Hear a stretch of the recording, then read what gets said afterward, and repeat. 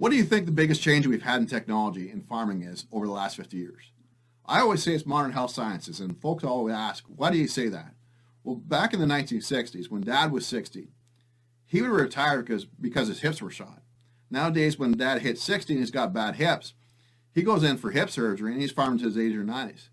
And if you want to farm till you're 92 and then tell the neighbors that you're semi-retired, you're my kind of guy and I'm all about making that happen.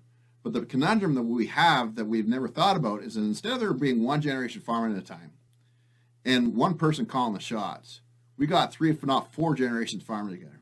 And we got a situation where everybody's butting heads and pulling the farm in different directions. And we treat it as if it's a joke, but it's no joke. It's a huge problem that nobody's ever really considered. Because how often are you butting heads and pulling the farm in different directions and money slipping between the cracks?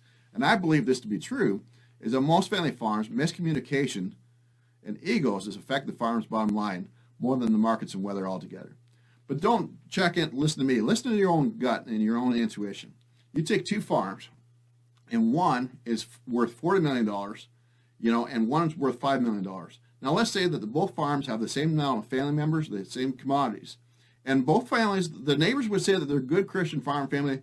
Everybody respects them in the community and would say that they get along great. But the truth is behind the barn, there's some bickering. There's the button heads and pulling the farm in different directions. Now let's say that the $40 million farm, they don't change what they do. They continue to be stubborn. They continue doing what they're doing. But the $5 million farm, they turn working with family from weakness to strength. They stop being stubborn with each other, and they start being stubborn at the habits that make a farm and a farm family successful. They go from button heads and pulling the farm in different directions to getting on the same page and pulling the same direction. Now let me ask you these 3 questions. Let's say over the next decade, the farming economy is tough for 7 out of 10 years. And there are several years where the cost of production is higher than what these farms get paid. Which family is going to be able to turn things around and be able to survive? The family that's constantly bickering and pulling the farm in different directions, or the family where everybody's on the same page, everybody's able to make good quality decision making, and everybody's pulling the same direction? My second question is this. Which family is going to be able to sit down and do succession planning?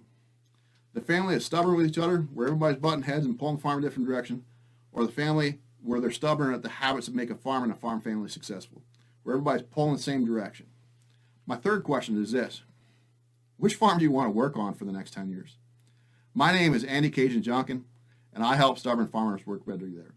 And I'm a 7th generation farm boy myself, and what caused my family to be successful for 7 generations is the fact that we're stubborn.